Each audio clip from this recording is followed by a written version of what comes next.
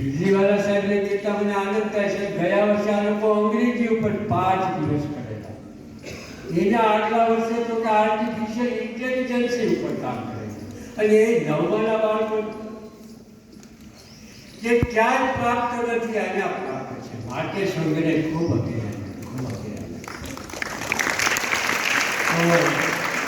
સંઘની ખુશાલી શું કામ નથી? કાંઈ ભોજન ને ભોજન વચન બધા ખૂબ સારા થયા.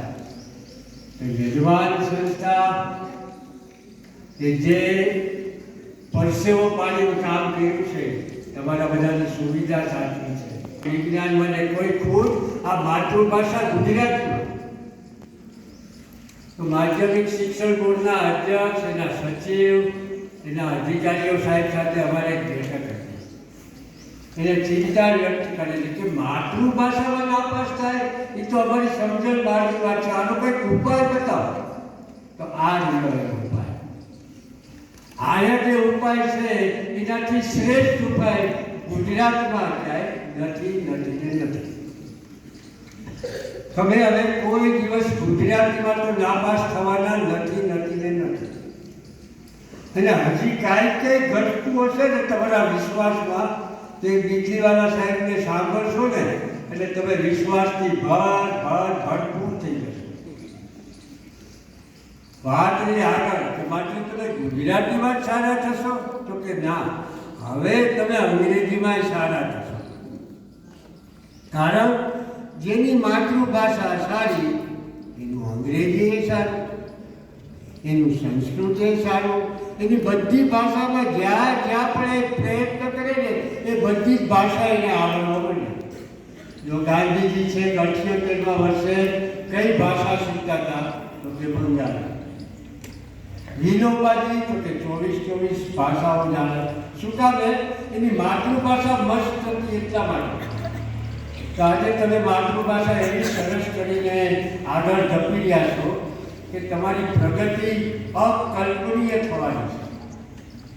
તમે જે વિશેષ તત્વો અહીંથી પાયમાં જે બીજી સંસ્થાઓમાં શક્ય નથી, દુનિયાની શાળાઓ સિવાય, તમે અહીંયા માનવતાનો એક અદ્ભુત મૂલ્ય પાયમાં છો.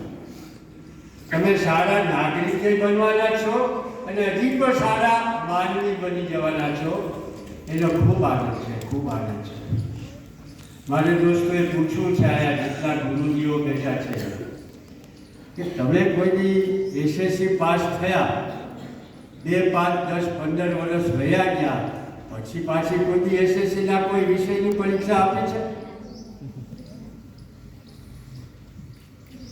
એવું એક માત્ર વ્યક્તિત્વ અહીંયા બેઠું છે, એ છે બીજીવાલા સાહેબ.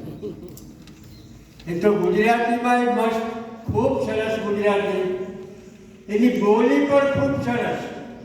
બોલી અને ભાષા ઉપરનો તફાવત હવે તમે સમજી શક્યા છો. અહીંયા તમે સરસ પ્રદર્શનમાં રજૂ કર્યું છે. તું શું કરે છે? બોલી છે. તું શું કરે છે? ભાષા છે. તો બોલી ઉપર પણ સાહેબની જબરજસ્ત પકડ છે, ગુજરાતી ભાષા ઉપર પણ જબરજસ્ત પકડ છે, અંગ્રેજીમાં પણ જબરજસ્ત પકડ છે. હવે જો તો ગુજરાતી અને અંગ્રેજી બેમાં જબરજસ્ત પકડ છે ને એટલે તે એમબીબીએસમાં ટોપ 10માં. જો ગુજરાતીમાં નબળા હોત તો ટોપ 10માં ન આવ્યા.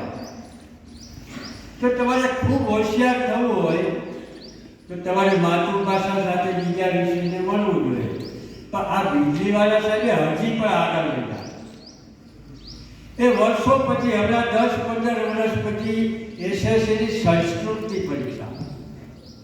વિચાર તો કરો, તે પાસ થયા ને 20-30, 40 વર્ષ થઈ ગયા હોય અને પછી કોઈને વિચાર આવે કે મારી દાદીમાને મારે ભણવા છે. સંસ્કૃત એટલે આપણી દાદીમાં. એ સંસ્કૃત વિષયમાં પણ એ ખૂબ સારા માર્ક સાથે આગળ વધ્યા. પાયમાં શું તો કે આયુર્વેદનું જ્ઞાન એટલું બધું પાયમાં, ખાલી એનું સર્ટિફિકેટ નથી એટલું જ. એક ઉમદા ડૉક્ટર પણ છે ને આયુર્વેદને જાણનારા એક ઉત્તમ ડૉક્ટર પણ છે. એટલુંથી અમે સાહેબનો જે પ્રિય વિસ્તાર છે ને એ છે કોળિયાક પાસેનો. કોળિયાક ભોગાનો આખો પર ઘણી વખત મૂળ થાય તો સાહેબ અમીરની સાથે લઈ જાય, કોળિયાકની રેતીમાં બેઠા હોય અને ત્યારે હિન્દુ ધર્મની જે વાતો કરે સાહેબ, મારી જેવાને તો શરમ આવે કે આમાંથી હું 10મા ભાગનું નથી જાણતો ને સાહેબ આટલું બધું જાણે. તો હિન્દુ ધર્મ ઉપરની જે એની જાણકારી છે, જે સમજ છે, એટલું જ નહીં પણ એ ધર્મને બીજા ધર્મ સાથે સાંકળીને પણ છે કે કેટલા સરસ છે આ બધા ધર્મો, કેટલા સરસ છે આ બધા ધર્મો. તો એક અદ્ભુત વ્યક્તિત્વને આજે આપ સાંભળવાના છો, માટે વિશેષ કોઈ સમય લેતો નથી. ફરી દોસ્તો તમારું ભવિષ્ય ખૂબ ઉજ્જવળ છે, ખૂબ ઉજ્જવળતાને પામો એ જ પ્રાર્થના.